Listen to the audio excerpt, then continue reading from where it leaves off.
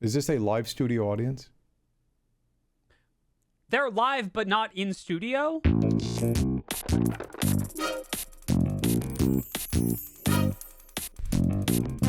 Good time zone internet. Hello and welcome to Design Club, the only game design show on the internet where something about money. I am your humble host, Will, joined as always by my pal, Geoff. Say hi to the people, Geoff. Hi to the people, Geoff. Hey, everybody. I am Geoffrey Zatkin. I'm the studio director of Extra Credits and the game designer in residence, and coming at you from the West Coast, and joined by my East Coast buddy, Will, over here. Hi, everybody. I'm Will. I'm the Twitch overlord here at Extra Credits and somewhat of a career critic at this point. So today, we thought we'd sort of do a follow-up. I guess this is kind of a follow-up episode. See, Okay. A couple years ago, Geoff did a really excellent episode of the Extra Credits animated series about how games monetize. Called Monetization Madness, and we'll put a little link right up here. Right. And one of the pieces of feedback that we got on that was that we did a really great job of sort of listing all of the different types of monetization. But people wanted to have a more in-depth discussion about why does the game choose to be free-to-play or premium? Why does the game choose a battle pass over DLC, over advertisements? Of the many, many things that they could be doing, why did they choose each one? Right. And there's a lot of different reasons going into it, and we'll get into it. But one of the things to be thinking about is not all games are the same anymore in any way. Different genres, different audiences, different region, different hardware. And for each of these types of games, because of that, because we now have more tools that we can use, there's a lot more ways that a game can monetize than they used to be able to. But it's an important thing because that's part of the game's DNA. It's part of its design. Like trying to take a premium game and turning it free to play is a really hard thing to do, or going the other way, taking a free to play game, turning it premium, adding and subtracting things. And a lot of games that do it later end up feeling really bad, where the games that do it smoothly, so that it feels like an integrated part of what you're getting, are the ones who've thought about it from the beginning and planned it out, which means it's design. Right. And if it's design, it's fair game here. That's correct. And to be clear, when we talk about those sorts of pivots, those won't be the main thrust of the episode. And cautionary tale to the comments, both Brad here on Twitch and Janet over on YouTube, that there's a healthy dose of survivorship bias about that, right? We think about the ones that survive, right? I guarantee you, Geoff, that when you said changing monetization from premium to free to play, someone, and it might have been you, dear viewer, and sound off in the comments if it was, started to mention Team Fortress 2, because it's probably one of the most well-known examples of something that successfully pivoted from a $20 premium entry as part of the orange box into being a free-to-play model. That's the exception rather than the rule, because Geoff's got a really great point that I just love this quote, Geoff. I'm just going to read this out. How a game monetizes should be part of its DNA, not a choice made after. Monetization impacts a game's design. And it should. And there's plenty of one of the things that one of the ones that really drove this home to me is watching games like the old Star Wars Galaxies go from premium to free to play, or other games like that, or watching how much trouble WoW had moving from initially a premium plus subscription into a free-to-play into other things. The amount of things they had to redesign and redo and rebalance customer expectation. And some of these, like WoW is a great one, where WoW survived long enough that it saw the industry change around it.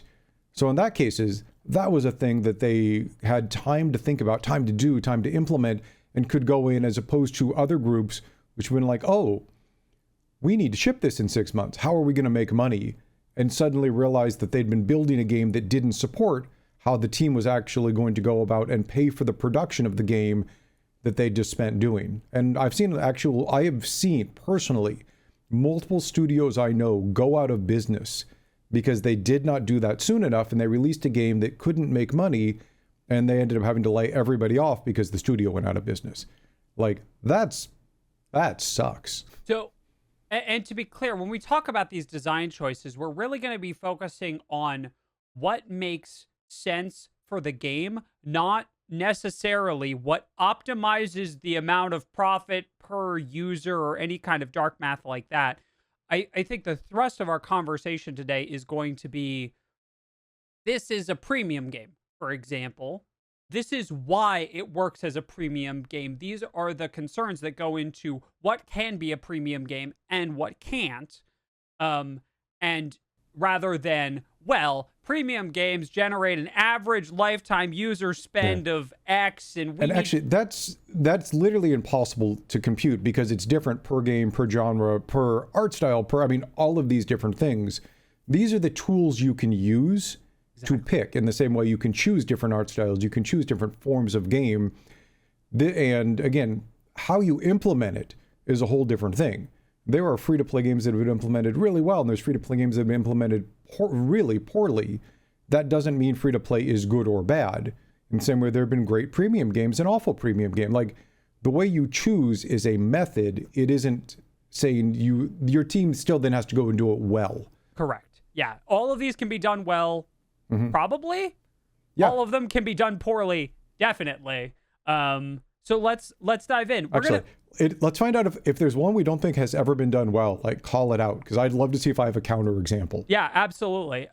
So we're gonna divide this up into two sort of sections with like a little intermediate break. Number one, what does it cost to get the game? That's sort of the initial cost. That's a big thing, because that sets the bar for how easy it is for any individual player to get into playing that game. Yeah. Right. Then when the team gets the money. Correct. That's the other big one. And then we're going to talk about what sorts of ongoing costs games have, aka the why games need to make money on an ongoing basis. And then we'll talk about how games make money on an ongoing basis.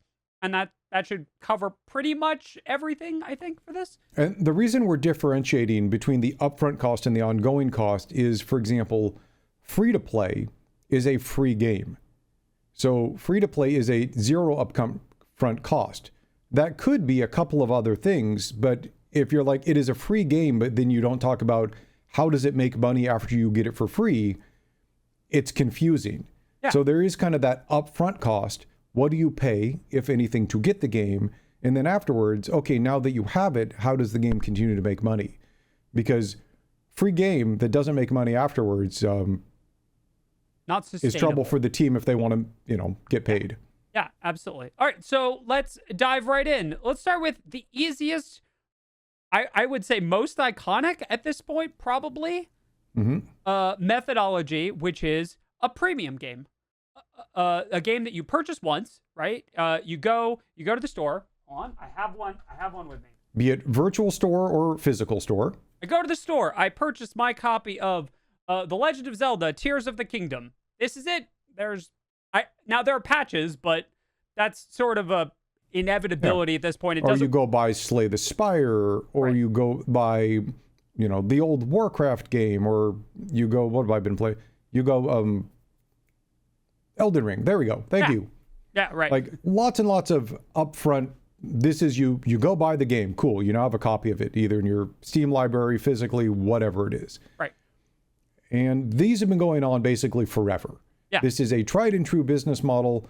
It is, I believe, the second oldest one after pay to play, which is I go to the arcade and I stick a quarter in. I have paid. I get to play a certain amount of the game. That runs out. If I want to play again, cool. I stick in. Okay, there we go. I just brought in another one. But like pay to play is, other than free, kind of the oldest version of it.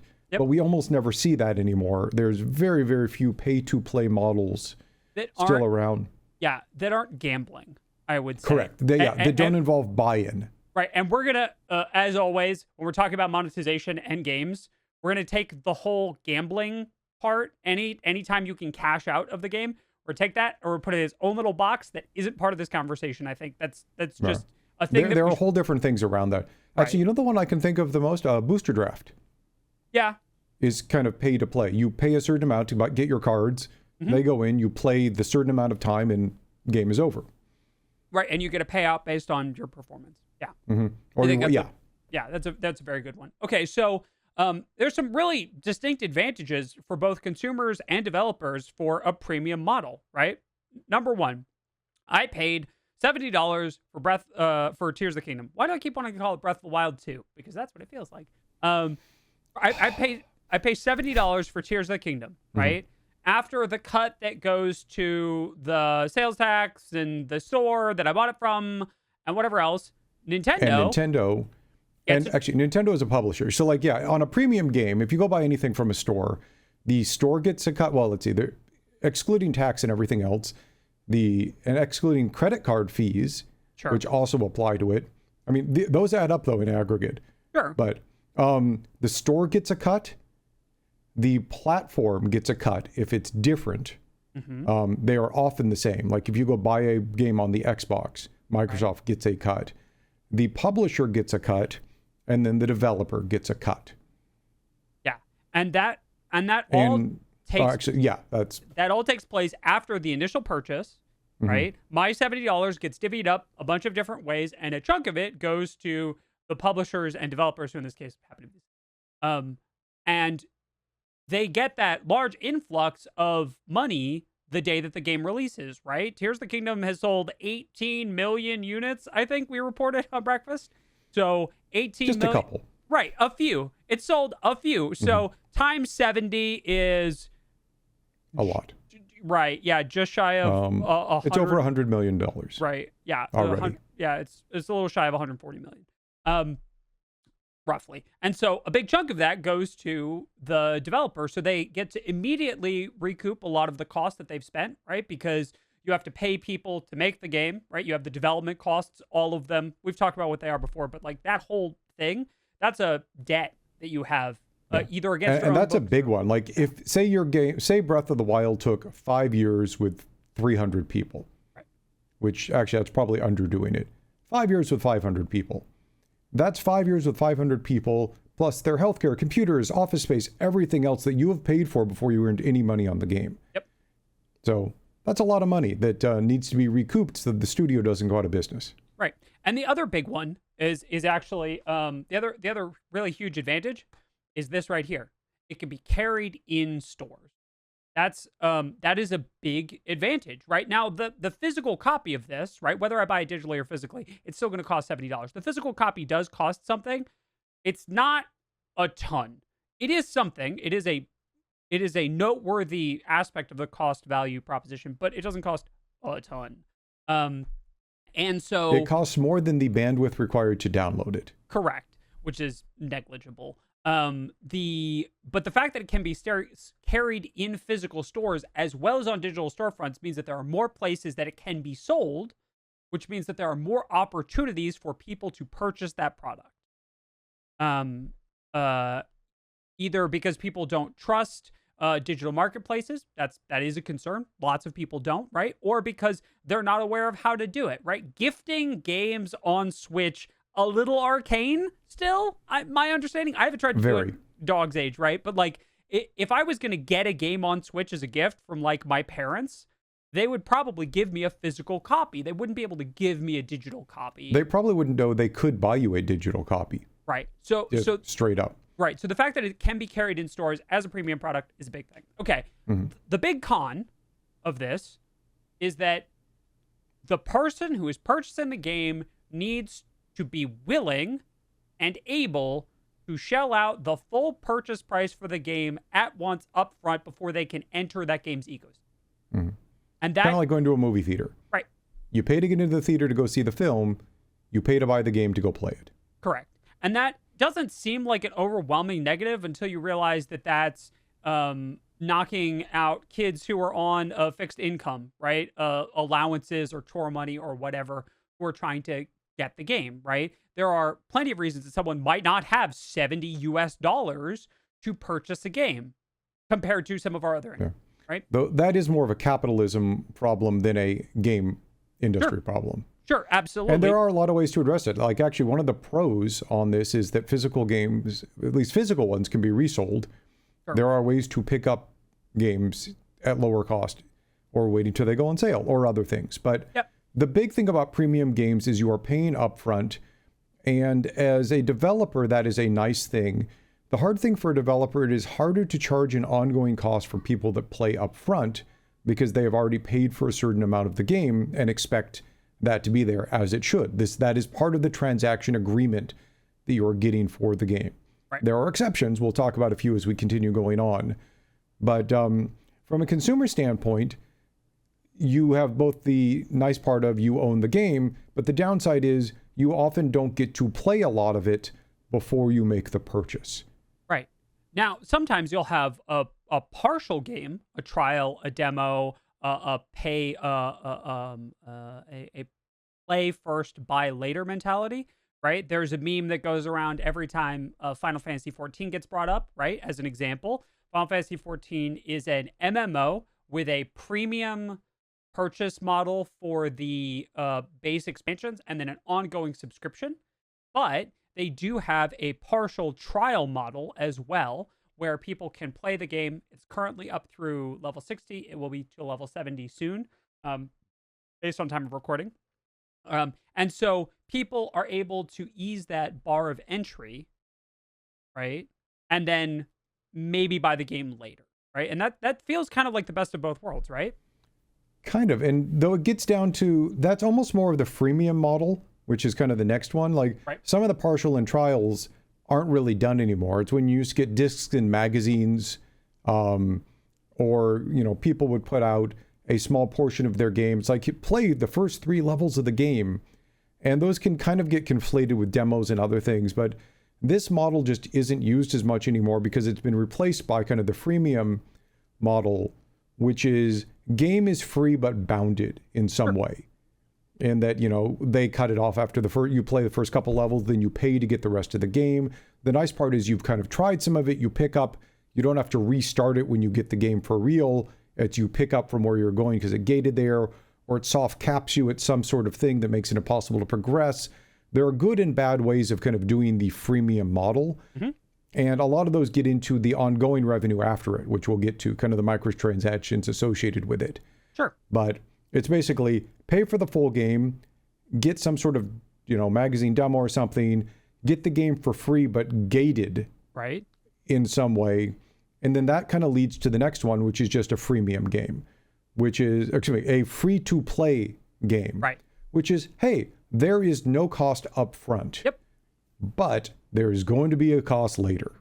And those free-to-play games are generally pretty, the successful ones anyway, are generally pretty honest about the way that they're going to monetize, right? Because there is an old expression, right? Tanstafal, there ain't no such thing as a free lunch.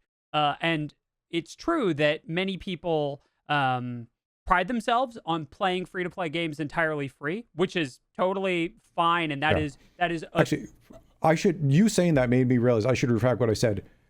Free-to-play game does not necessarily mean you will pay later. I actually misspoke on that. Yeah. Freemium game means if you want to keep playing, you will pay later. Mm-hmm. Free-to-play, almost by definition, means that you could play for the entirety of your play experience with never paying any money at all. Correct. Though there are ways to monetize within it.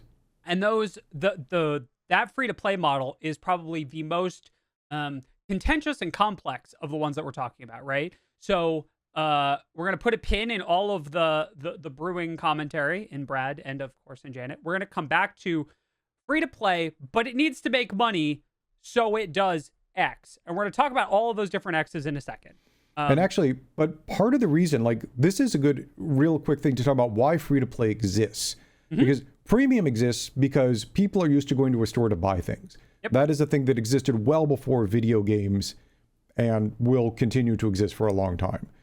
Free-to-play came about, actually, the really short version of the story, because it's an amazing story, is a while ago in PC, in Korea, South Korea specifically, right around before Starcraft came out. Yeah. One of the big things was they were going through a minor recession, and not a lot of people could afford computers. And there was also a lot of unemployment going on because of the recession.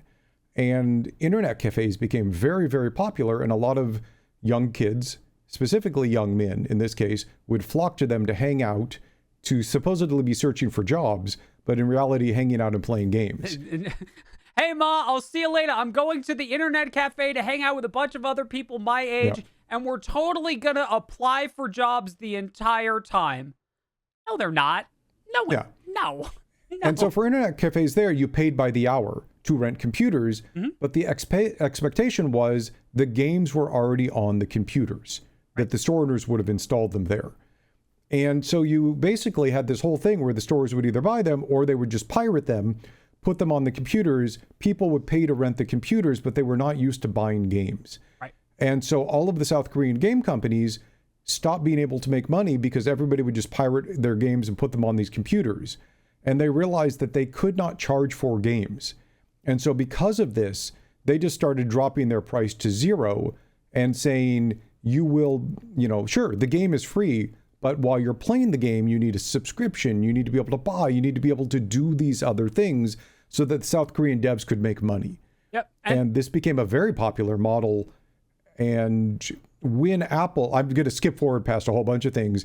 Actually, Starcraft was played wildly there. The South Korean president, when the Blizzard dev team came out for the first time, actually greeted them on a red carpet greeting ceremony because he said their game had single-handedly helped transform South Korea into a modern technological ecosystem because of the amount of people who wanted to get computers to play Starcraft.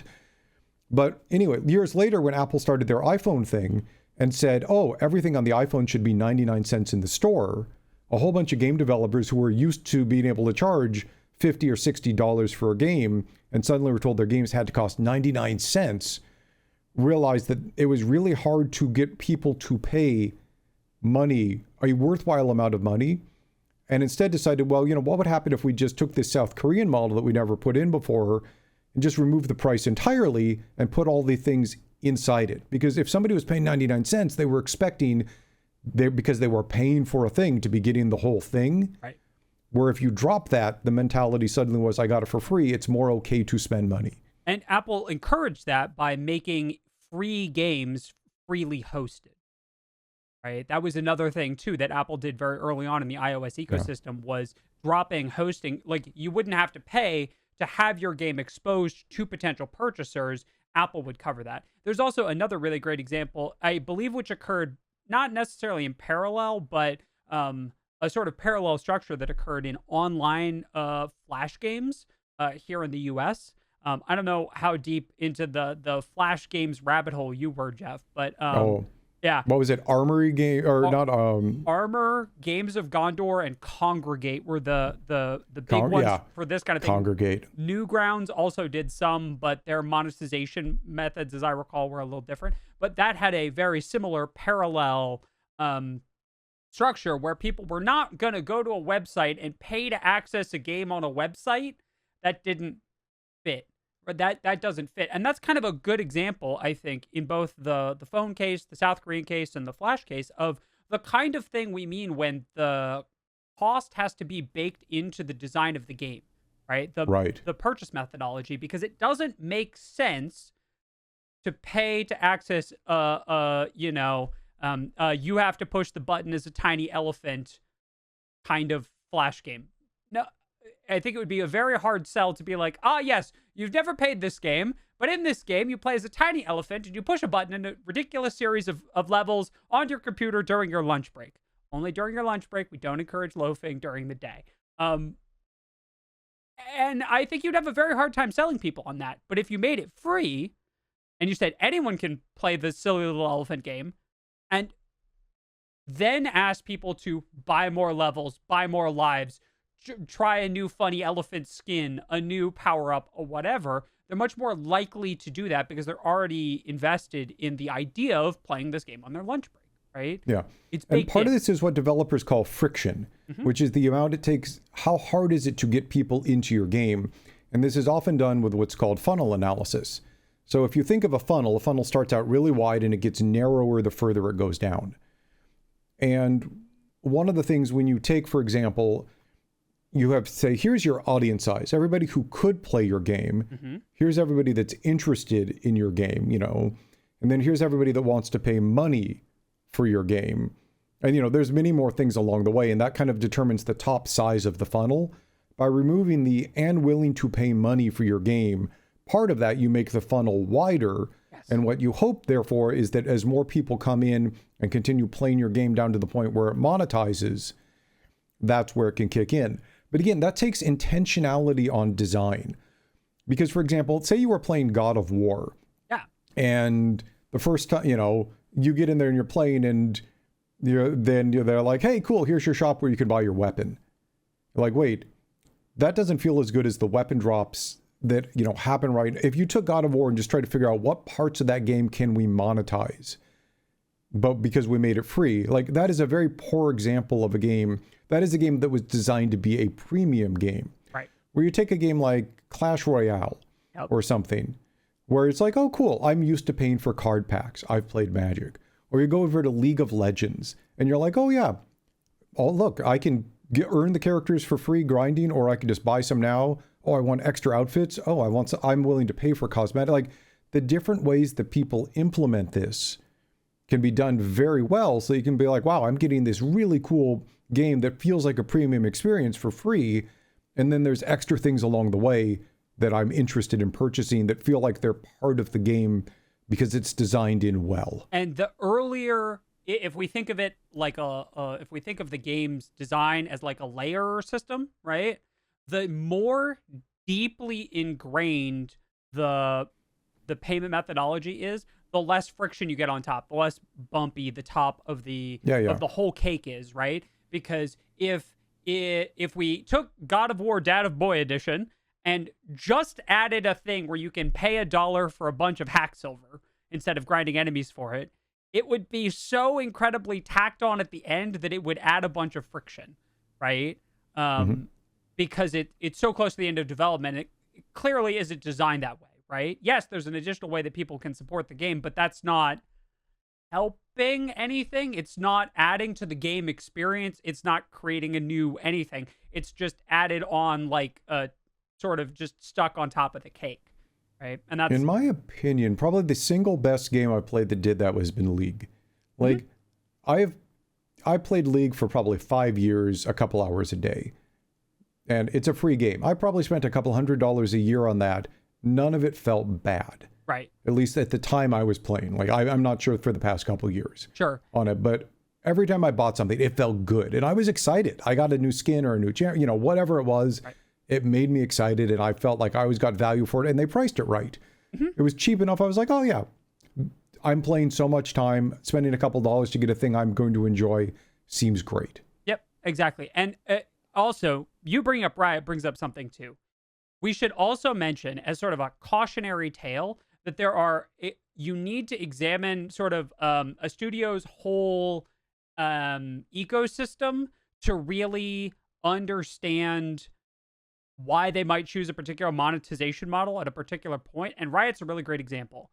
I would be willing to bet, as an outside observer who has not taken a look at Riot's books, that Legends of Runeterra, their card game, does not make a lot of money. In fact, it might be revenue negative.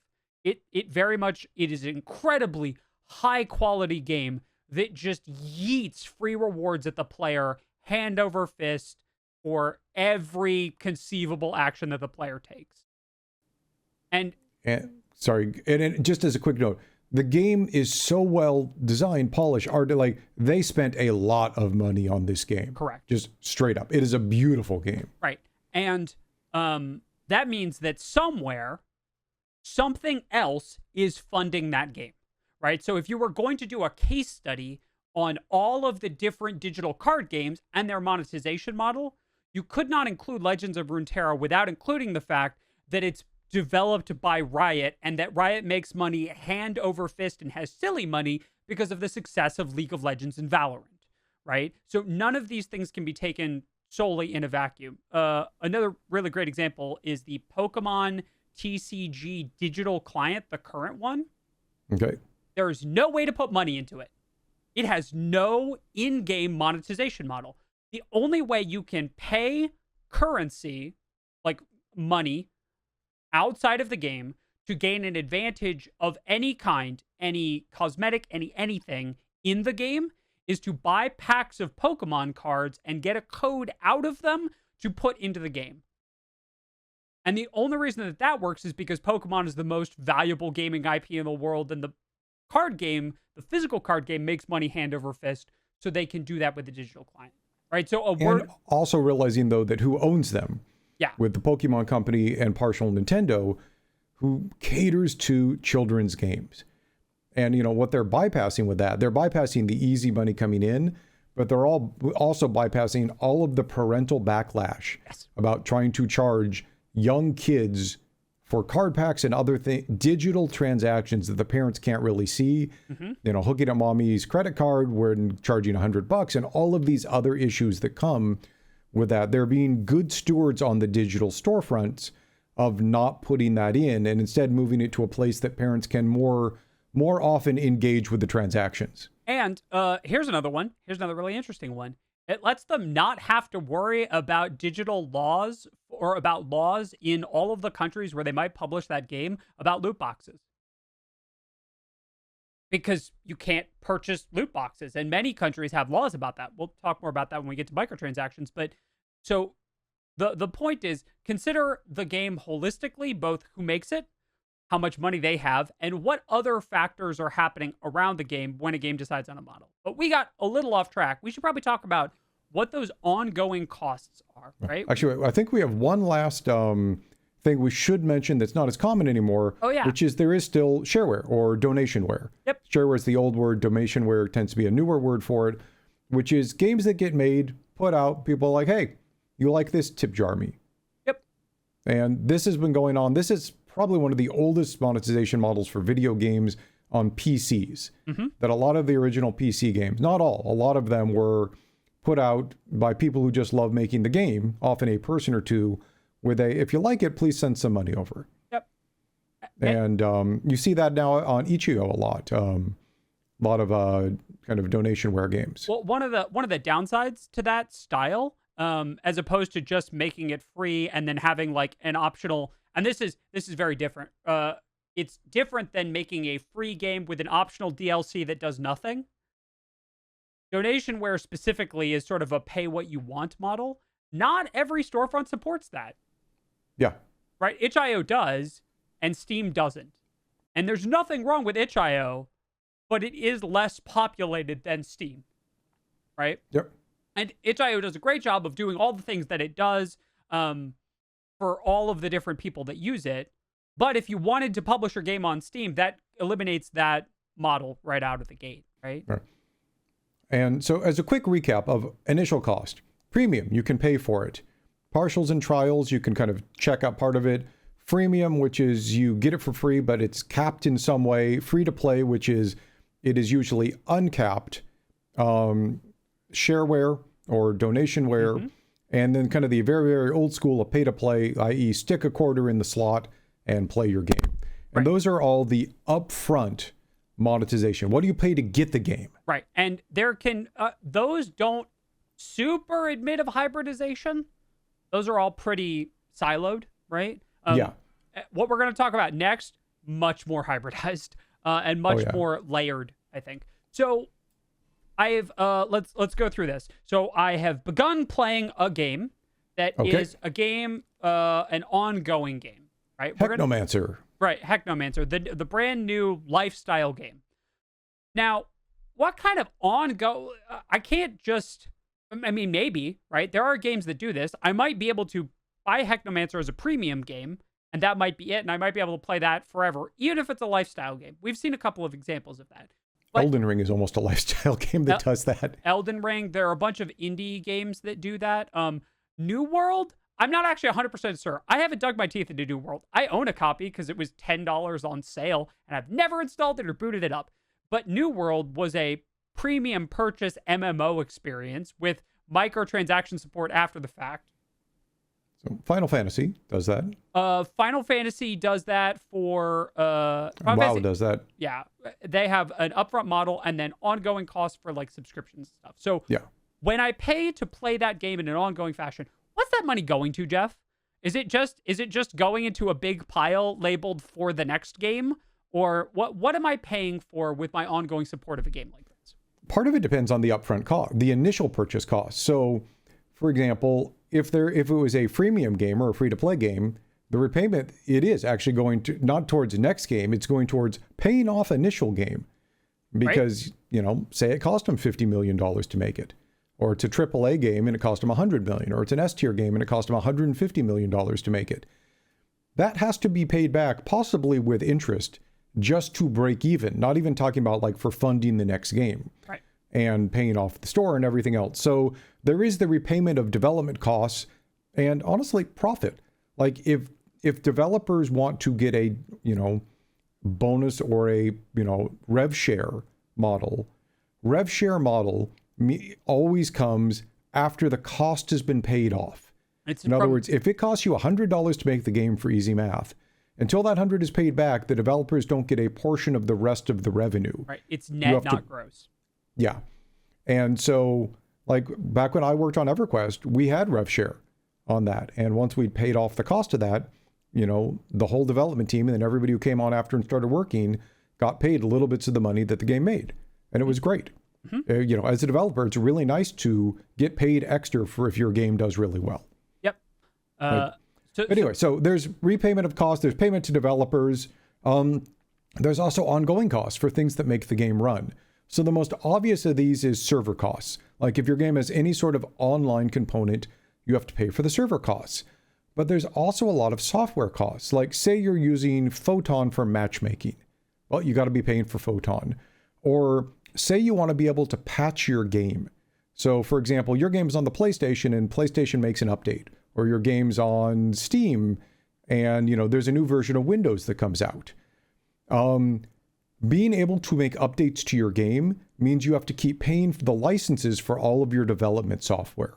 So, for example, if you're using Unity on a certain plan, if you're using the Photon physics or not the Havoc physics engine, right, if you're using any of these other things, if you're editing the assets in Adobe Photoshop, you're still paying for the Adobe suite. So there's a lot of software costs that also has to continue to get paid for if you want the developers to be able to continue to patch the game to make it playable as the operating systems and everything around it keep changing. And that expands into sort of ongoing development, right? If it's a game that is continuing to be worked on,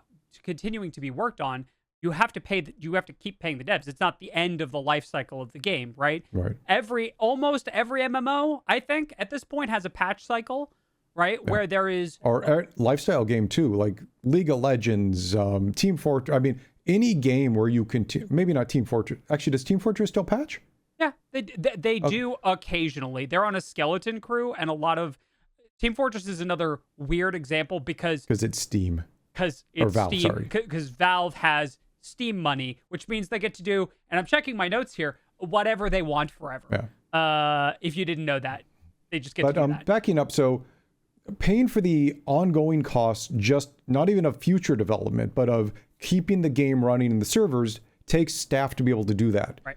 People to run the servers, people to make the patches, people to fix the things that get broken every time a thing happens, in addition to new content you may also want for the game. If you're playing League, new characters, new balance patches, all of the fixing to keep it running, as well as the new things that you want to put in to make the game feel fresh and available. And that's every game that keeps going. Right. Hearthstone and Civilization and Clash Royale and whatever it is. And you have to keep paying your, it's not just the glamorous, neck deep in code stuff too. Remember that there's a whole support team for the game in terms of community management and office support and testers and localization and all of that.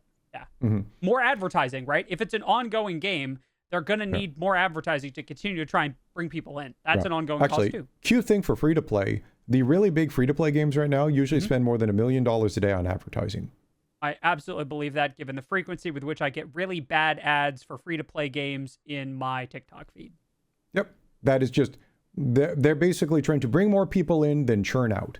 But anyway, there are lots of things that a game may need to pay for in addition to just saying I'm making profit. The repayment of costs, money to developers for profit sharing, ongoing costs to maintain the game, ongoing costs to expand the game, and then possibly even to go make some new content. So there's a lot of reasons a game might continue to need to make money, especially if its model was not premium upfront. Correct. In other words, if they didn't get a large batch of money in at the beginning to basically pay for all of the things that would need to continue to happen after and that already happened, they're going to need to make money somehow to pay back the game and to keep it going. And in some cases, it's both, right? The MMO is getting that patch cycle, that MMO patch cycle is both, right? For those, and we'll talk more about subscriptions later, but in a hybrid case, right? Final Fantasy 14 has purchased the game as a premium purchase model. It has purchased the expansions. We'll talk about that in a second. And then it has a monthly subscription cost to help support ongoing server costs, server upgrades, development, and the patch content that occurs in between those big signpost expansions, right? So it's all of those all rolled into one. Okay. I.e. lots. Okay. Ongoing costs. Where do you want to start, Will? Let's talk about one of the classics, right? We started with one of the classics. I like classics. Let's start with the classic here. Let's talk about expansion packs. Okay. So one of the big reasons that expansion packs started the way they did was how, honestly, the internet worked at the time, or it didn't. Mm-hmm. Because games came out well before there was ubiquitous internet or even any sort of reasonable internet. And that meant once you had bought the game, if you wanted to get more of it, it wasn't like you just, clicked over to their website and downloaded the patch or went over to Steam and, did the thing. It was you need to go basically get a new disc for your game. Like when you got Starcraft, you were playing your Starcraft 2 and you're like, I want the Brood War expansion. The expansion came about because Blizzard did not have a way to get you more of the game unless you went out and got a new thing. And so because of this, expansions basically were big bundles of additional content that would add to an existing game. Right. The Brood War 1 was a great example. All sorts of games. What you see in the MMOs with back in EverQuest, we were doing it. Right. It's just, this was a way, and that was so standard. Like for a certain amount of time, that was just the way you continued to give people more of the game you liked. And go ahead. Well, I was gonna say, and it's got a really big advantage too. You don't have to market it to anyone else, right? You just have you can't market it to anyone else because they don't have the regular game. Yeah, but it's not. It is an audience. You get to make a smaller push to a targeted audience, right? Hey, are you playing StarCraft? If yes, we've got more StarCraft. Right? Wouldn't you like more StarCraft? Right. Hey, do you play StarCraft every day after school? Are you bored of playing the same 1v1 maps with the same 1v1 races? Great. We have brand new units for all of the different factions. And you're going to get Zergling rushed in new and interesting ways on new official maps. And it's a very easy sell, I think, relative to other ways, right? It both is and it isn't. Because one of the things you think about, if you think people who might buy an RTS game, audience size, people who bought StarCraft, people who are interested in buying more StarCraft, it's easier and it isn't. It is a smaller potential audience, but it is an audience that has a higher likelihood of engaging with the thing. And so because of this, and this will be like DLC when we talk about it, expansions are really only good for games that are also really good. Yes. In other words, you're not going to go buy an expansion of a bad game because you were like, I didn't like this game. I'm not going to go buy more of it. Correct. So there becomes this threshold bar of game must be X good or above to get people interested in going to buy the expansion. And so someone in Brad mentioned DLC. So we're also going to say that this is a certain size. It's nebulous, right? This is not like a firm concept. This is a little bit of a colloquial thing, right? There's a certain size that a piece of additional content needs to be for an expansion pack, right? Mm-hmm. It needs to add something substantial to the game in a new, interesting way. And that's going to be different on a per game basis, right? Yep. So I think and that comes from its roots of, because it was so hard to get it out, they would bundle up a whole bunch and say, come buy this big expansion. Right. Yeah.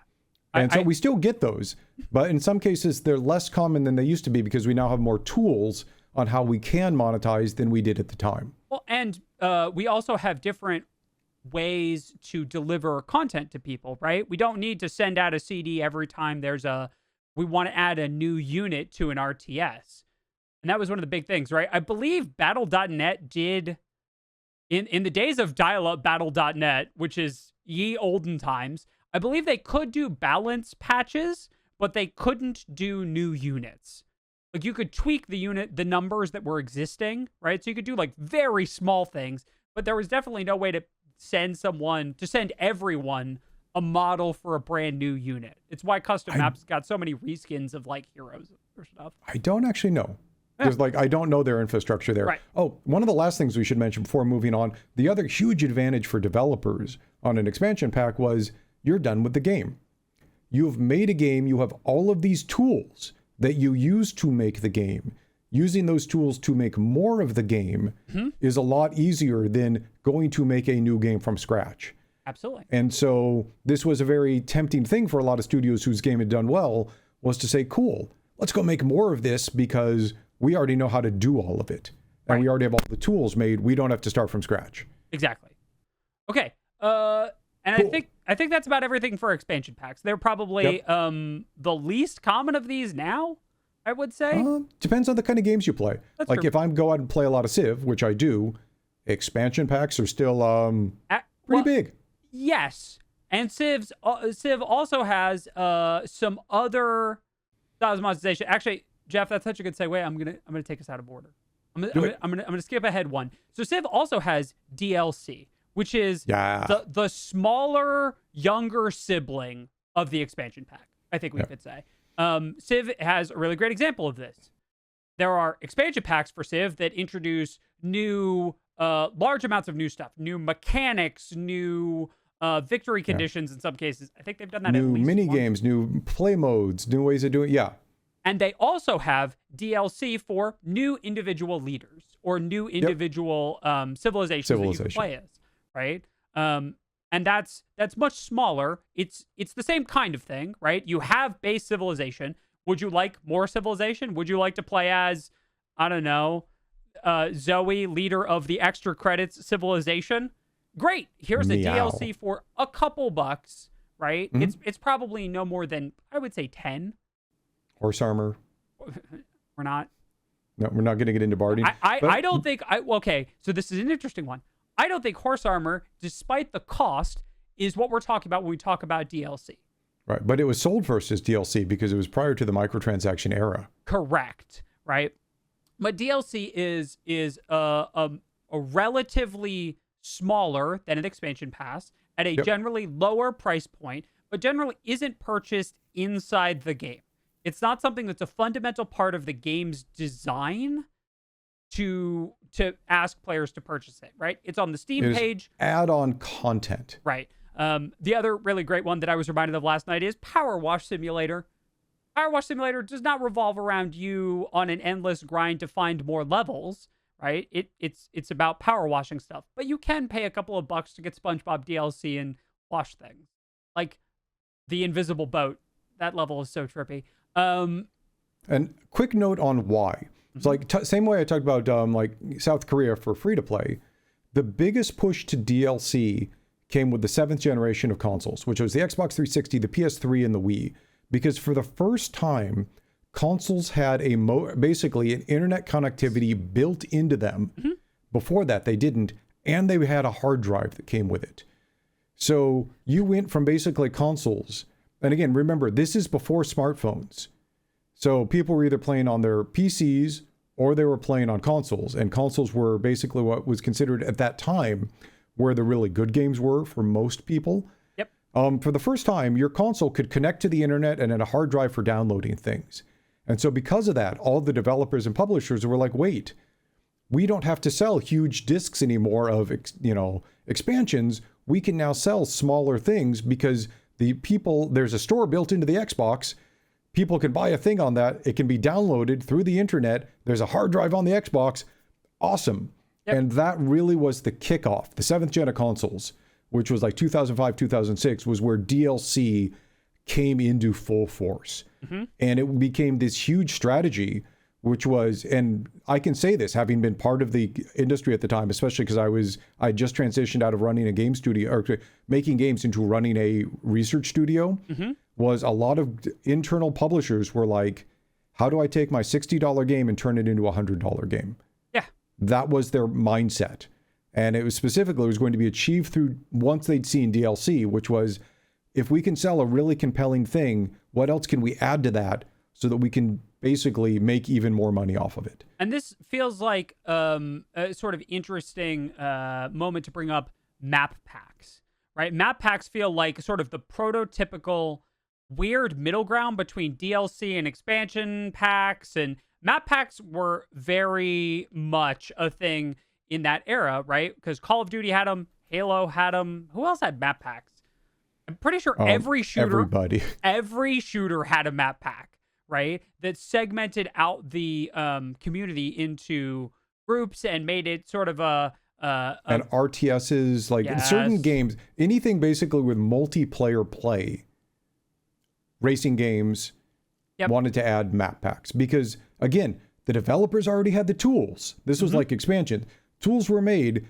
Going and making a new, set of maps or etc. was a very specific cost that could be budgeted against how many more people would go and buy it. Yeah, and compared to expansion packs, these have a couple of additional pros, which is generally, because the cost of the kind of thing that we're talking about for DLC is smaller, it's much easier for someone to impulse purchase, or to not really worry terribly much about the price of that.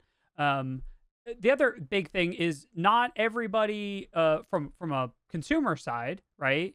You didn't necessarily need it if you didn't play the game all that often, right? So it sort of offered a middle ground between your game's going to stop working if you don't buy this, a la MMO expansion packs, and with the smaller size, you could buy it whenever you were going to play the game. There is one sort of interesting downside, which is the segmentation of the player base. That ended up being a big divisive problem with map packs. Specifically in multiplayer, because what we mean by that is, say there used to be you going to go play Halo and you're like, I want to go play on X size map. And there were 8 maps you could play from, and it's like, cool. But then some people went out and bought the expansion, and suddenly group of players, used to be, here's the matchmaking pool, is now split between people who can play all of the maps and people who can play some of the maps. Right. And every time you do that, you start messing around with that pool size, and you can cause matchmaking time to inflate for certain players.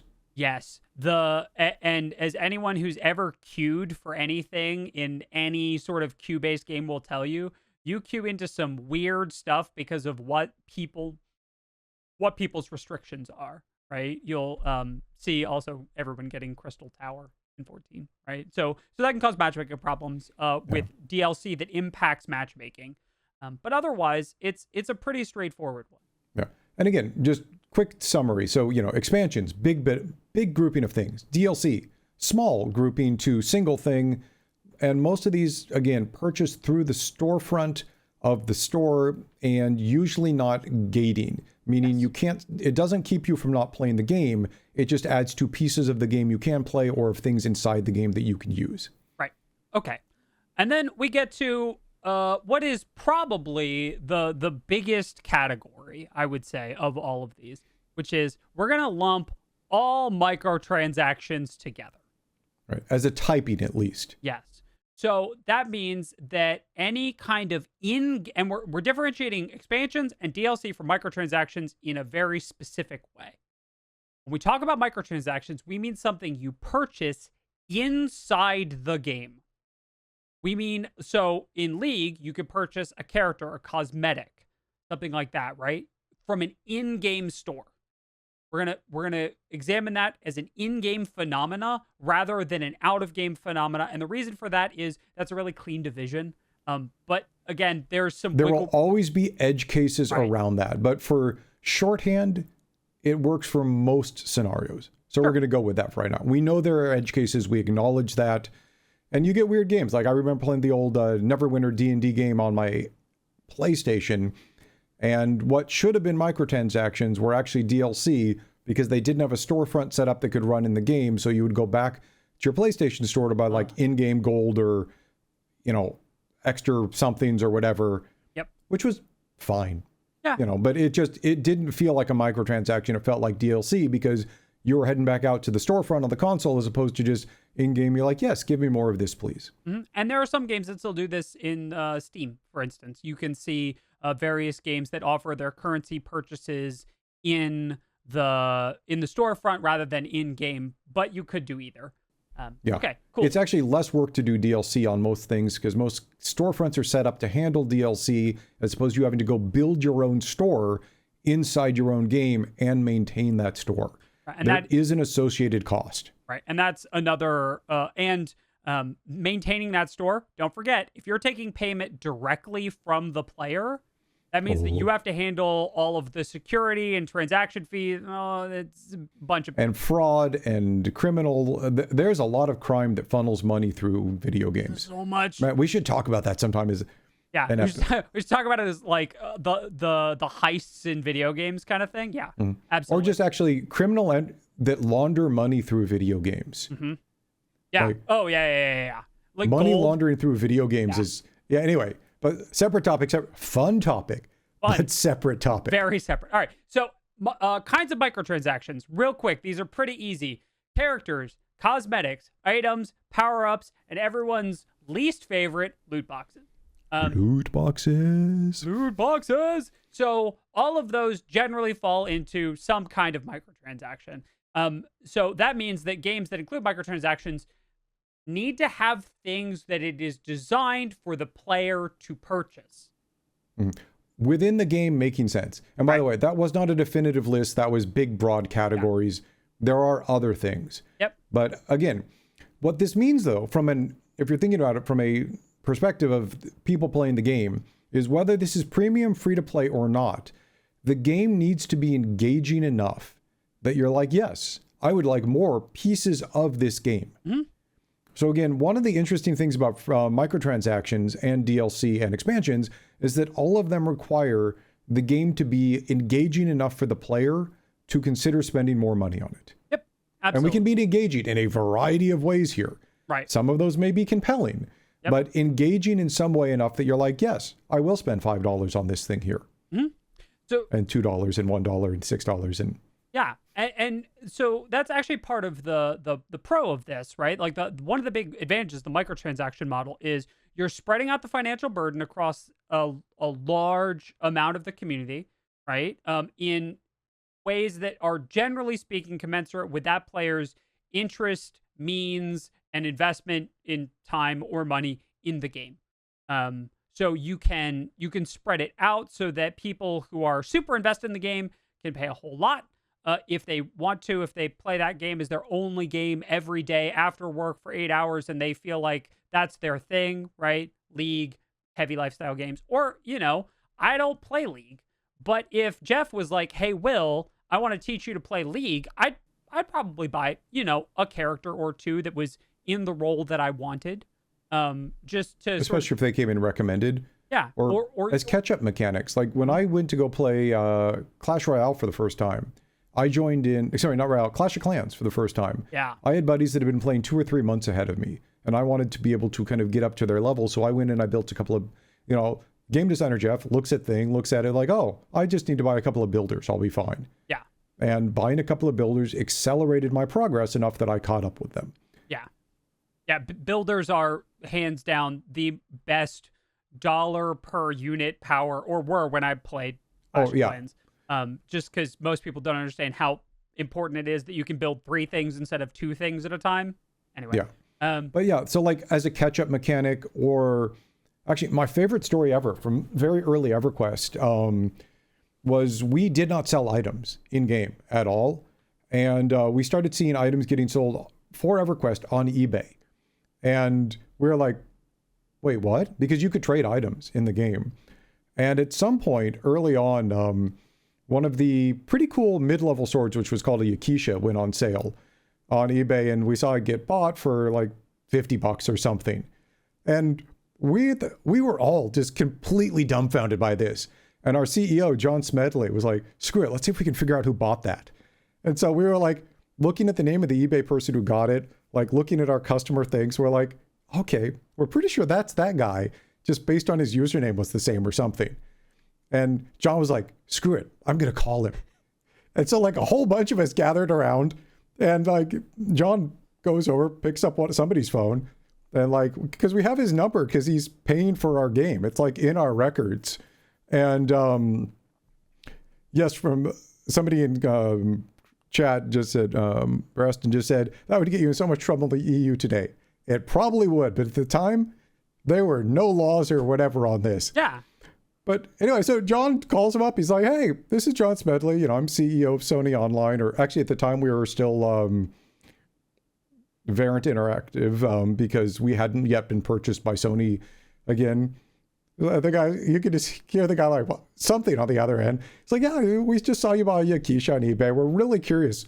Why'd you buy it?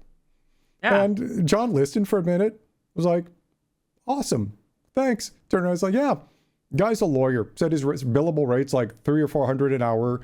Doesn't have enough time to keep up with his guild. He's like, yeah, some kid's going to go out there and, wait 8 hours for this thing to drop and sell it. And, it's going to take me 8 minutes of billable time to, go buy this thing and keep up with my guild because I don't have time to go grind for it. And John was like, awesome. That's amazing. Have a great day. And that completely, for a lot of us, changed our thoughts on different people's value of time for money. Yes, absolutely. I think in a lot of free-to-play games in particular, a lot of the power-based microtransactions, Clash Royale and Clash of Clans are two stellar examples of how this works, right? Builders, opening chests faster, card packs, whatever. The different ways that people value time versus raw currency. Some people will really want to accelerate and other people won't. And one of the advantages of combining microtransactions with a free-to-play model is that people can make those choices for themselves. If it's done well. If it's done poorly, then there's a stigma associated with that, which is one of the cons, right? Because sometimes people will look at a game that has some kind of microtransaction and say, I don't want to participate in that game because of the monetization model, because other games have done it more poorly in the past, right? And there's a huge thing around that too, because remember how we were saying this has to be designed in so that it feels right? Mm-hmm. One of the other ways you can blow it too is having not just the mechanics of it done, but like the actual implementation of it done. Right. Because, for example, there are several free-to-play games where I've gone, bought a thing, felt that the value for what I paid was so bad that I basically stopped it was a game I was willing to monetize for. Mm-hmm. Bought my first thing, was like, oh, this feels awful. I am never buying from it again. A great example out of the video game space right now that's going on with that is Magic, right? How so? Magic has increased the cost of packs. Okay. And the aftermarket price for many cards has not kept up with the inflated cost of packs. And so interesting. So for many people, it's much more compelling to purchase singles afterwards, rather from the secondary market, rather than purchasing packs from their local game store. And if your local game store doesn't sell singles, that means that your local game store may be losing out on your business because the value of the pack is no longer commensurate with how you feel about that amount of money. And that's a problem, right? That's a problem for Wizards to solve at some point down the road. But that is, like, I remember going and spending money on packs or boxes and, sitting down with groups of friends and all of us opening things up together. Like, there is a joy in opening the card packs. Sure. Along with that. And same for some of the free-to-play games. There is a joy, like, I used to play Malzahar a ton in League of Legends. On buying a new Malzahar skin or a Garen skin or some of the others that I played a lot, and coming out with my shiny new skin to go play a game and let other people go, oh, they probably play this character a lot. There's a skin with it. It's some of these are really fun when done well. Yeah. And there is sort of there's one last part of microtransactions that I think we should really address before we get into like who uses them and why, which is the numbers have fluctuated depending on platform and era, but generally speaking, it's an inverted pyramid of support when games are funded purely by microtransactions. What I mean by that is a small percentage of the player base is providing the majority of the monetization, right? Yeah. And I'm sure, Geoff, you've got much better numbers on that than I do. I want a breakdown? I mean, like a short one, sure. Really, really quick. Players basically fall into three groupings. Mm-hmm. I will never pay for the game. Right. I will pay somewhat for the game. Actually, it's four now. It used to be pay nothing, pay something, pay a lot. Right. It has since been kind of broken down more into never pay anything, pay a little, pay a medium amount, pay a lot, with a lot often being called the whales in the game. Right. For a very, very long time, and it's probably still true, the whales, which were about 5% of a game's population, sometimes as low as 2 or 3%, would pay for 50% of the revenue the game brought in, with the people who were doing some to moderate paying for the other 50%. Right. And that would be about, so basically almost every free-to-play game looked in aggregate, half the players would never ever pay anything. Right. So half the players paid nothing. The other basically 45+% paid for half of the game, and the other 1 to 5% paid for the other half of the game. Right. And so you're kind of beholden to that, to a very small chunk of the player base. And that can be a very tricky balancing act. A roughly analogous example that it's a little easier to see that came to mind when I was typing up all of my thoughts on this was Apex Legends. So Apex Legends made a core balancing decision based solely on pro-competitive play. And that was to remove... Oh, that's tricky. It was to change golden knockdown shields away from offering a self-revive. And they made that intelligent, logical balance decision based on a play pattern that was emerging in top-level competitive play. Okay. And it had a negative impact on the experience of many people who were not in that select group, right? It's not exactly analogous, but if you begin making balancing changes and other core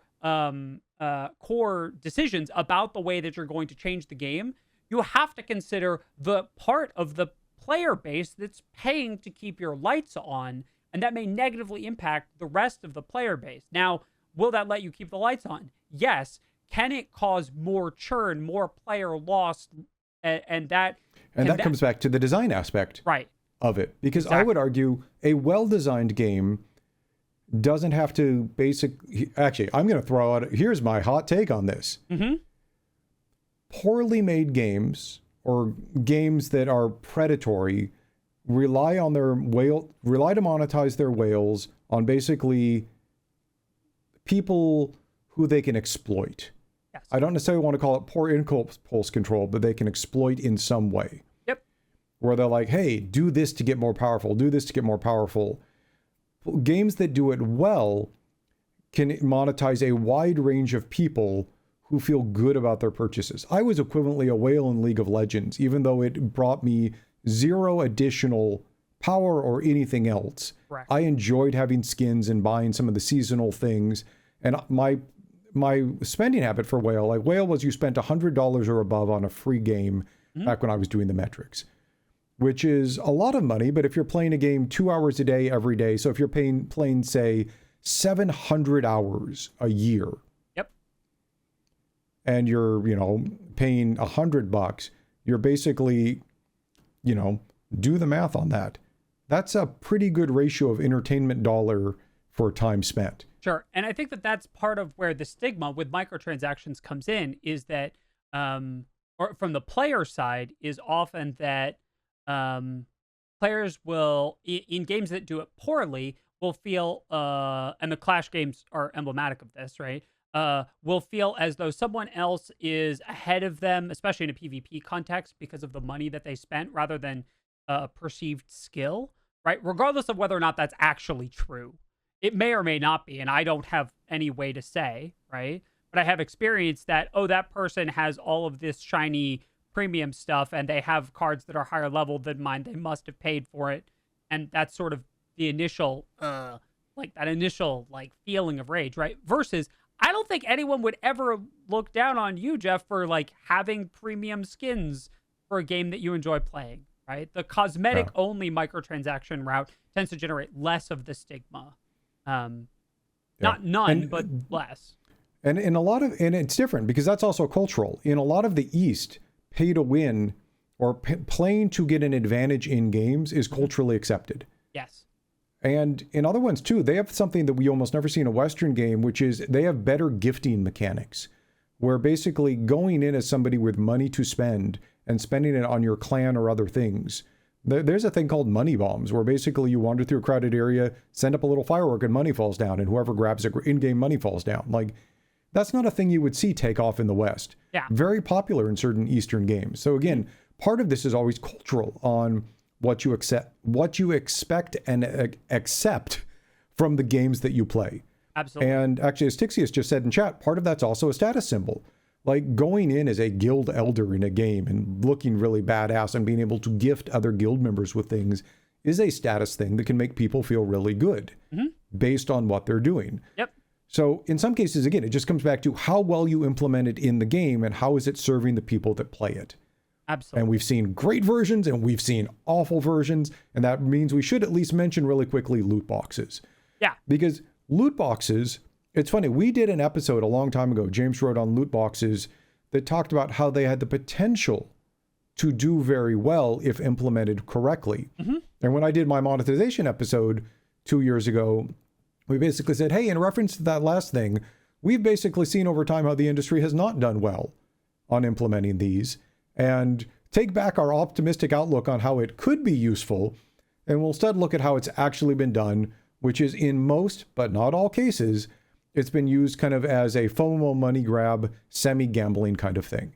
The number of montages of people I've seen opening Counter-Strike Global Offensive CSGO cases or looking for a knife is bananas. The amount of money at $2.50 a key that people have spent opening loot boxes to try and get the moment of getting a knife on camera is wild. It is beyond my comprehension. People have opened thousands of cases at $2.50 a piece for a knife. Wild. Absolutely wild. Right? And the other problem with loot boxes is that it's much harder to say that it is not being exploitative. Right? It's much harder with the modern implementations of loot boxes, I think at least for me, it's much harder to see a way that they couldn't have just done that. Well, and part of it is the transparency. Like, Magic cards are loot boxes. When you go buy a pack of Magic cards, that's a loot box. Yes. But they have defined very clearly, you will get, one rare, is still 3 uncommons? Unfortunately, Geoff, what kind of Magic pack do you mean? If you mean a draft pack, then yes. But even Magic has fallen prey to this and now has 3 distinct major kinds of booster packs with additional supplementary kinds of booster packs. So there are draft, which is 1, 5, 11 land slot, right? Yeah, 1, 3, 11 land slot. And then there's set boosters, which have additional. Oh, hold on. We're tangenting. We don't need this for this part of it. But like going back, old school Magic cards are loot boxes. Yep. But they were done in a way that felt basically fair and understandable because you knew very much what you were getting. A lot of games obfuscated that. Yes. And actually got called out many times for obfuscating what are you actually getting based on this, and for basically tipping the scale on certain things to try and drive basically extra revenue. Yep. And because they were digital, it's very hard to see the transparency. Like if you ever wanted to call out Wizards for it, you could go buy 5 or 8 boxes, open them all up, get a distribution and be like, hey, this looks like this isn't true. That's very hard to do in a digital storefront where they might continue to tinker over time and change things by the week or even by who's paying for it. And there are some advantages to the digital system as well that do make it slightly fairer, such as pity timers. It's not all negative on the digital front, right? Hearthstone Again, digital. You can do it well. Yes. Pity timers, by the way, you are guaranteed to get legendaries at a maximum of 1 per, or at least 1 per X number of packs. I believe it was 40. You mean minimum? Yeah, sorry. You get 1 per, at most, 40 packs. You can get them more frequently than that. And you're guaranteed to get 1 in the first X packs of a new set that you open, for instance, right? And so you can sculpt the player experience more accurately with them than a pure random distribution like with physical ones. But that also comes with the burden of transparency, because if you don't do that transparently, the people end up chasing the thrill of opening the new legendary that they totally randomly got in the first 10 packs of opening the new set, not knowing that it was guaranteed. Right. So there's a lot. I was going to say part of that's friendly, but part of that also is setting up an expectation, giving people that taste. Like design is a really hard thing because even the things that can seem the friendliest might end up setting up a pattern with people who don't realize that. Like it's very easy to backfire. Yep, absolutely. Okay, we've spent a long time talking about microtransactions, as we should, because there are a lot of this. But let's run through a couple more of these that we should mention because they are interesting standouts. Okay. So let's do battle passes first, and then we'll talk about the other pass and why Geoff and I disagree on it, because I think that'll be a good break. All right. So battle passes. So battle passes are very interesting because battle passes are inherently linked to player gameplay loops. A battle pass is either free or premium, and sometimes it's two-tracked and sometimes it's interwoven, series of rewards that are unlocked for the player after earning points, completing objectives, in some way playing the game. Right, doing things in the game over a period of time. And it's generally rate limited, so you can't do them all at once. But for those who've never seen one, it's basically a series of unlocks that you get by doing in-game actions, with the unlocks almost always being rewards of some sort, be it currency or skins or characters or whatever they're giving away. And the great part about these systems is the rewards are commensurate with playing the game. Yes. And as Will said, there's often a two-track system where they're like, cool, here's the battle pass for the next 90. Oh, they're almost always time limited too. Here's the next 60-day battle pass thing. And if you don't pay anything, you can unlock this, this, and this. And if you pay as well, $5 for this or $10 or whatever they charge, here's a whole second tier of things that unlock along the way. And they're always designed to show you that they will give you, if they're charging $10, they're going to be giving you like 30 or $50 worth of value for it. Like that it is an absurdly good deal. And of course you should buy this thing. Right. And so there are a couple advantages to this for both the players and the designers, right? One of them is it creates a thing for you to do, right? It creates extra engagement. Right. It creates extra engagement. It can create players engaging with parts of the game that they wouldn't ordinarily. It can spice up the meta. Magic Arena has its daily quests for their battle pass can be things like play decks of a specific color. They can use those to tune player behavior if they're having problems with everyone's playing a mono blue deck. My deck, Mono Blue Spirits, is now the best deck in Magic Arena. Go play a green deck. Go play a green deck. Go play something else. Do something else for the daily. And like that can be enough to create different player behavior. The downside is that time limited, the time limited nature of it, and if it's done poorly, can create a new trend, right, of everyone doing the same thing over a certain period of time. And the time limited nature itself can cause some people, like me occasionally, to feel FOMO or fear of missing out and just duck out of the entire process entirely because I don't want to feel like I'm committing for the length of the battle pass. Right. And part of the FOMO, though, is like there's two kinds of FOMO. There's also because it's often a two-tier reward system and they will show you the rewards you're not getting by not paying, which do immediately unlock if you pay and you've passed them, is you're getting part of the FOMO and the rewards you could be having. Yeah.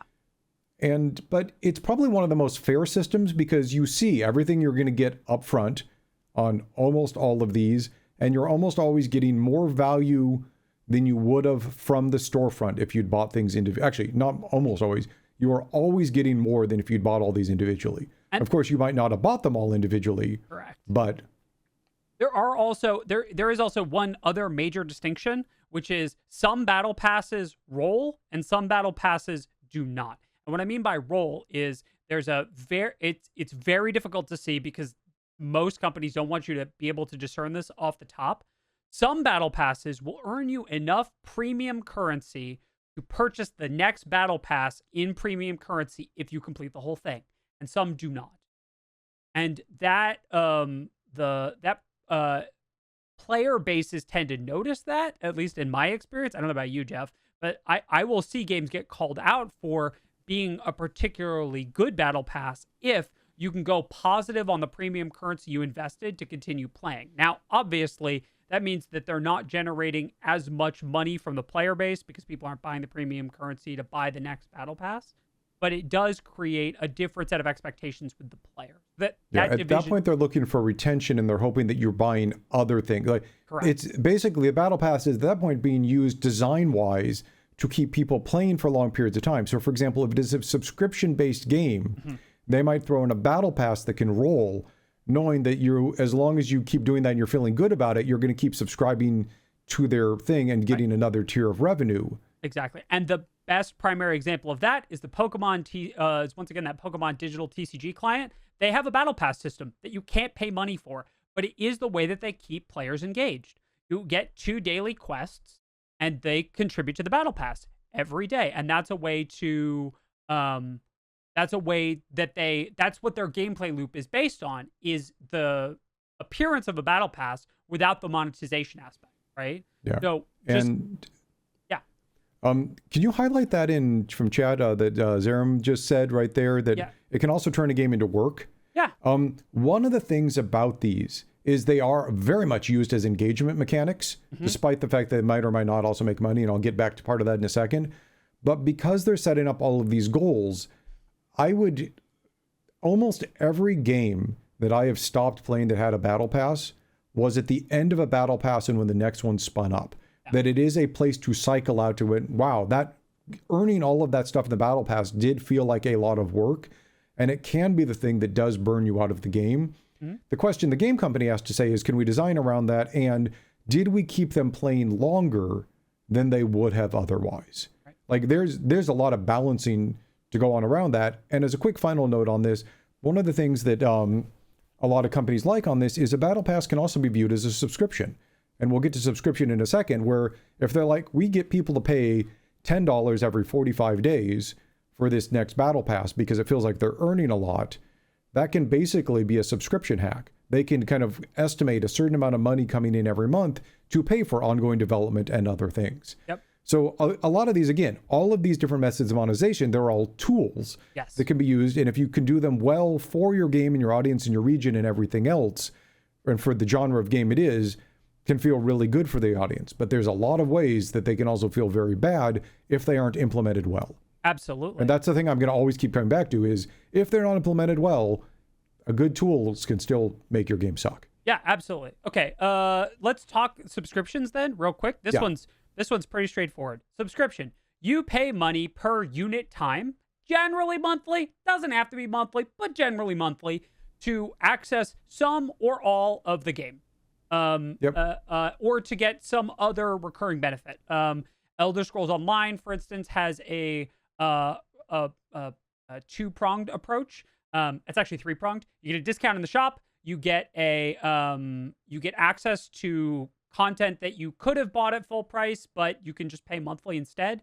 And you get a slug of currency to use in the in-game shop at that reduced price as part of your monthly subscription. The other end is Final Fantasy XIV. You buy the expansion, you pay the subscription, you have access to all of the game. You don't have access to all of the cosmetics, but there's like an MTX cosmetics. So basically, gated means cannot play game without paying the subscription. And there are many games that are just basically, you need to pay the subscription to get the game, even if you bought it as a premium game. Mm-hmm. And there's a lot of others that gate it. You can get access, by paying the subscription, you get access to more of the stuff and or more benefits. Yep. And again, on a per game basis. But subscriptions have been around for a very long time. And one of the best things about them is they're reliable income, right? Mm-hmm. From a development standpoint. Yeah, they're reliable income from the developer. And from a player perspective, it's generally not an egregious sum of money. 14 is 15 a month, and ESO, I think, is 2. And that gives you guaranteed access to the game, right? It's cheaper than buying a new game. You don't need to worry about other microtransactions if you don't want to. That's the game purchase, right? For that unit time. And for companies who view the subscription in a positive mentality, it's actually really a great thing, because what you're saying is our job is to keep people interested enough in our game that they continue paying the subscription. Yes. In other words, we want to continue making this the best possible game so that they will stick around. Mm-hmm. Like, it can align the development studio's interest with their players in a way that almost no other model can, if, again, they do it right and they think of it that way, as opposed to how long can we keep somebody subscribed before they leave to eke out the most possible money. Absolutely. And that's very studio dependent. Yep. All right, Geoff, we got 2 last ones. And we have run so long, and that's okay, because it's been a very good conversation. All right, Geoff, do you want to do ads first or season passes first? Let's do ads real quick, because ads is, again, there are certain games, we've talked about all these different ways of ongoing monetization. Some games are free with ads. Some games are, or you can turn off ads. It is a great way for a team that's making, let's just call it, I've never seen ads in a large game. Yeah. But small games, to just make them free and say, cool, we'll get tiny bits of revenue if our game is good enough that people play it long enough and see the ads. And sure, we'll throw in a couple dollar option often to turn off the ads. Yep. My favorite Sudoku game is ad supported. I mean, there's a whole bunch of other games like this that make it so that they don't have to go figure out a large monetization model. They can just plug in an advertising thing, which is in most engines now, and off they go. Yep. And ad-supported especially content, if you get the game free. Yeah. Like, that's hard to argue with. Right. It's such a good model that YouTube and Twitch both use it too. Thanks, ad viewers. You help support our content. All right. Last one. And this one, okay. This one's the weird one. So there's a concept called a season pass. And which I think is a different thing than Will thinks. Correct. All right. So Geoff, what do you think a season pass is? So a season pass for the games I play, and is everything I see it called, is you get a game like Civilization or like Battletech or another one. It's like, hey, we're going to have X number of things coming out over this season. You can go buy them all individually, or you can buy a season pass, and that will unlock all of them the day they come out for you, and you will get a discount by buying early. Sure. So it's a bundle. So it's a bundle. Civilization had an excellent one. Battletech. There's a whole bunch of games that I know that basically lay out a content strategy over the next X amount of time and say, and from a developer standpoint, what they're basically saying is, please buy this early to help fund it. And in return for that, we will give you a discount on it. And if you don't want to do that, sure, you can go buy them individually later. Sure. Okay. I agree that is the thing that I would traditionally call a season pass, in that it functions very much like season tickets to a sports team, right? You pay upfront to get all the things that are related to that sports team. Yep. Over a period of time. Season ticket, season, right. I mean, yeah. Season is a word often used for a lot of these things. Okay, cool. Great. Yeah, it's a pre-order DLC bundle. All right, what's the other thing that's called a season pass, Geoff? Right after we've left fall and heading into winter? Okay. Yeah. So okay, what are you going to call it? So there's this other example, right? Which and the primary example of it is Destiny 2. And we almost like cut this whole thing because we're already running super long in this episode. And I love that this episode's this long, but it is super long. Is Destiny 2 also has a thing called the Season Pass, which is like a microtransaction bundle thing with some accompanying other stuff that releases at the same time in parallel with a battle pass. And that feels like a different animal to me. Like, they're entitled to call it a season pass because it's their product. They can call it whatever they want. But that one doesn't feel like, that feels like it's a weird external bundle. But wait, this is Destiny 2. This is the game that started off premium with DLC and microtransactions and loot boxes, switched over to free to play, got rid of the loot boxes, kind of, put up a season pass, swap that for a different season pass, in addition to battle passes and microtransactions. Like, Destiny 2 is, and I don't say this actually I do say this, is mildly schizophrenic on its approach to trying to understand what itself is. Yeah, it does, and express that to the rest of the world outside. Right, yeah, ditch the premium content that you originally bought with no compensation. Yeah, but Bungie's monetization model is a little scattershot, shall we say. And so there are things that are called season passes that look like that don't feel like they're the same thing. Like, I almost would not call season passes their own category. I think they're maybe an example of like a hybrid strategy. Well, the reason I call that is because they are a bundle. They are sold, and they are sold as their own thing. That's why I'm basically giving it its own category. Yeah. That it isn't a subscription. It isn't an expansion. It isn't a piece of DLC. You know, it isn't a that it is its own thing that gets sold, and it's common enough. Yeah. That again, that goes back to certain kinds of games. Yes. Like, certain kinds of games would not be able to sell season passes like that they tend to go around more premium style games that are trying to put out a whole bunch of extra content for you and honestly want to pre-sell it. And actually, one of the dirty secrets for why they want to pre-sell it is they know, cool, you're going to buy content for the year. You might only play this game another 3 months. Yeah, but you've still paid for all of a year's worth of extra content. Yeah. And it's like, I saw one of the season pass examples for Destiny 2 was $100. And I was like, no, I'm good, thanks. Yeah. Part of it's the pricing, too. Well, part of it's the pricing, part of it's the reputation, right?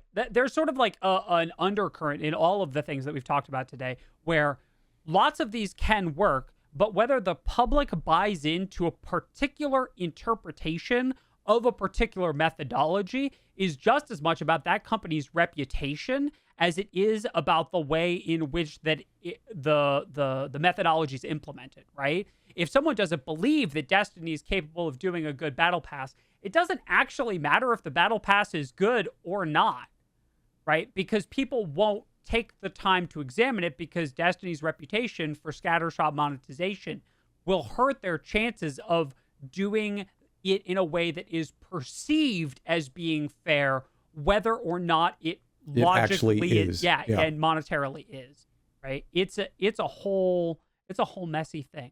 Well, and that really goes back to, again, there's lots of ways you can design monetization into your game. If you don't design monetization into your game, it is almost always going to feel like a poor choice or a poor implementation, where if you plan it in and you design it in and you make it super friendly to the players and feel good, all of these different, you have an arsenal of tools now as a developer to try and figure out what works best with your genre, audience, region, hardware combination that can make people go like, hey, this is a great game, and I feel okay about how they made money off me because I enjoyed myself along the way. Absolutely. And that's what we're all looking for at the end of the day, is like, hey, that was a cool game, and the way that it makes money to pay for the people who made it doesn't offend me. Yeah, I think possibly it makes me feel good. I mean, that's what I want. Yeah, I think I 100% agree. Well, let us know in the comments below what games you think have done monetization well, poorly. Did we miss a whole way that you give game studios money on the regular? Put that down below, too. Thank you so much for joining us for this episode of Design Club. We hope to see you next time. Say bye to the people, Geoff. Bye to the people, Geoff, and have a great week, everybody. Bye, y'all.